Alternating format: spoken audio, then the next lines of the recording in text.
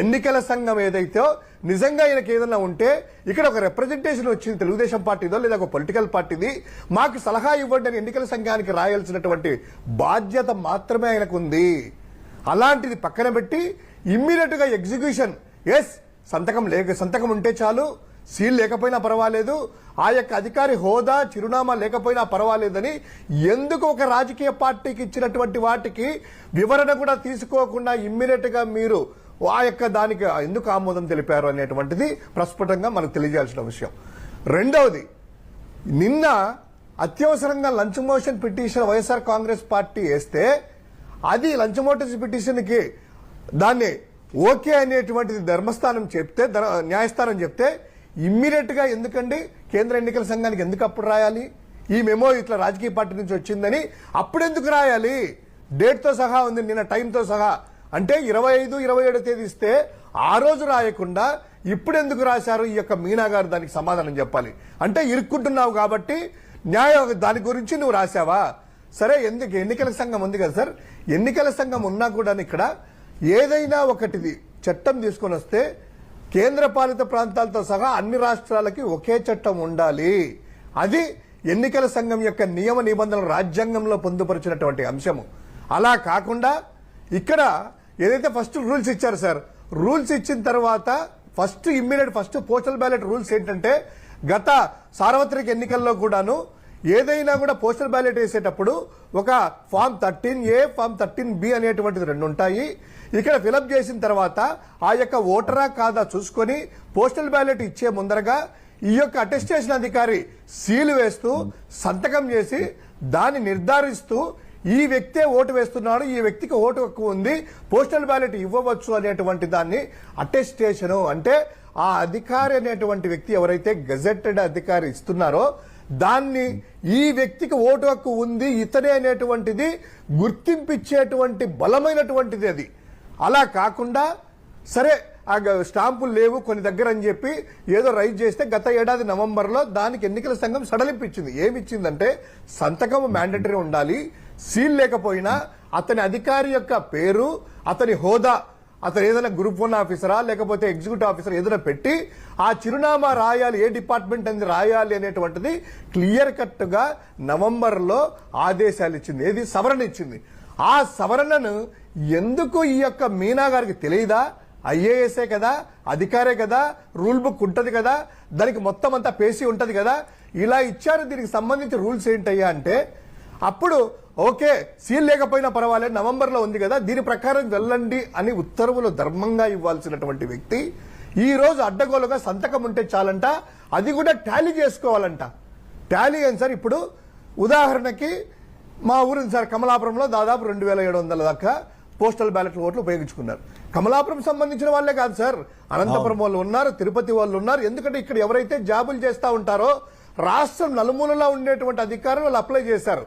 Apply చేసేసి వాళ్ళ యొక్క ఓటు అక్కడ వేసేటప్పుడు సార్ అంటే డిఫరెంట్ గా ఆ యొక్క అధికారి కొంతమంది స్పీడ్ లో పొట్టి సంతకం పెట్టచ్చేమో, పొడుగు సంతకం పెట్టచ్చేమో, లేదా అతను ఆబ్సెంట్ అయితే గనక అంటే తను రెస్ట్కి వెళ్తే గనక వీళ్ళే దొంగగా సంతకాలు పెట్టారేమో.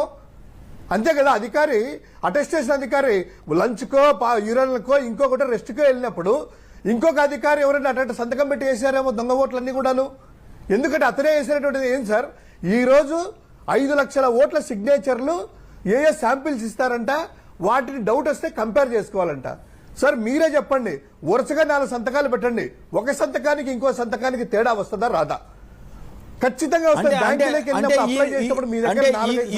అంటే శివశంకర్ గారు ఈ రూల్ పెట్టడంలో అంటే కొన్ని ఓట్లను కావాలని కూడా తొలగించేయచ్చా, ఇన్వాలిడ్ చేసే అవకాశం కూడా ఉంటుందా, కొన్ని ఓట్లను మేలకుండా వదిలేయచ్చా, ఇట్లా ఈ డిస్క్రిప్షన్ వల్ల ఈ ప్రాబ్లం వస్తుందా?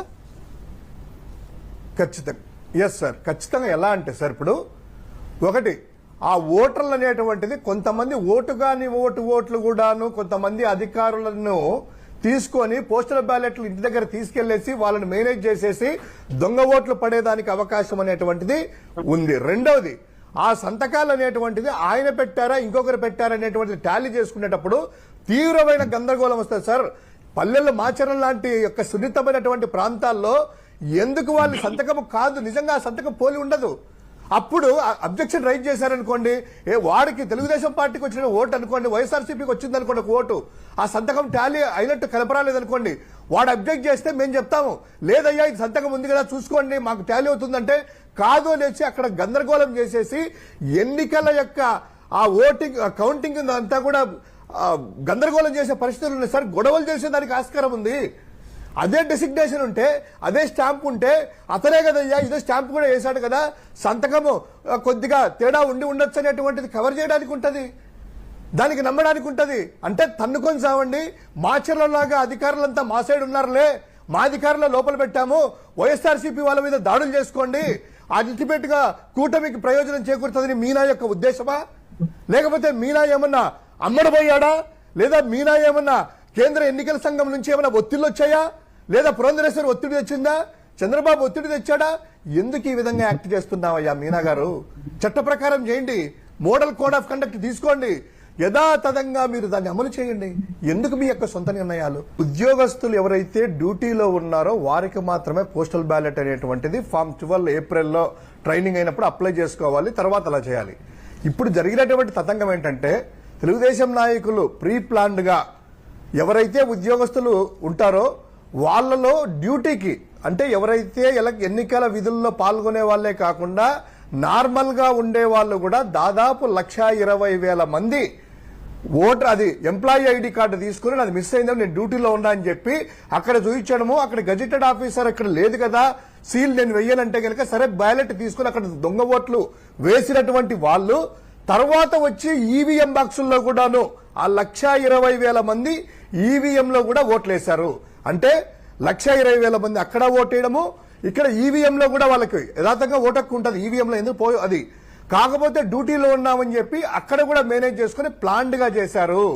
ఎక్కడైతే స్ట్రిక్ట్ గా ఉన్నటువంటి ఆ గజెటెడ్ ఆఫీసర్ గజెటెడ్ ఆఫీసర్ ఎవరైతే అటెస్టేషన్ చేసేవాళ్ళు నీకు ఇది లేదు ఇందులో అని చెప్పి ఆయన సీల్ వేయడము నిరాకరించాడు. ఆయన సంతకం చేయడం నిరాకరిస్తే వీళ్లే కొంతమంది సంతకాలు పెట్టి పోస్టల్ బ్యాలెట్ అనేటువంటి దాంట్లో వేశారు. ఇప్పుడు మేము ఎందుకు అడుగుతున్నామంటే మీ నిబంధన ప్రకారము అటెస్టేషన్ అనేటువంటి జరిగి సీల్ ఉండి లేదా డెసిగ్నేషన్ ఉండి సంతకం ఉంటే ఆ అధికారి ఈడు ఎన్నికల విధుల్లో పాల్గొన్నాడు, నా దగ్గర ఓటర్ లిస్ట్ లో ఉంది, వాళ్ళ యొక్క ఓటర్ లిస్ట్ లో ఎన్నికల అధికారి ఎవరెవరు పాల్గొంటారు విధుల్లోని వాళ్ళదే వ్యాలిడ్ ఓటు. కానీ ఇక్కడ జరిగినటువంటి తతంగం 1,20,000 మంది ఓటర్లు దొంగ ఓట్లు వాళ్ళ యొక్క ఉద్యోగ కార్డు చూపించి అక్కడ వేశారు, తర్వాత ఈవీఎం మిషన్ లేకొచ్చి ఇక్కడ కూడా ఎన్నికల రోజు వేశారు. ఇది మేము అబ్జెక్ట్ చేసేది. మీకేంటి నొప్పి? మీనా గారికి ఏంటి నొప్పి? ఎన్నికల సంఘం ఏ విధంగా ఇచ్చిందో మిగతా రాష్ట్రాల్లో ఎలా ఉందో నవంబర్ లో మీరు ఇచ్చినటువంటి సవరణని దేశమంతా పాటించినప్పుడు ఎక్కడ ఎందుకు పాటించలేదు?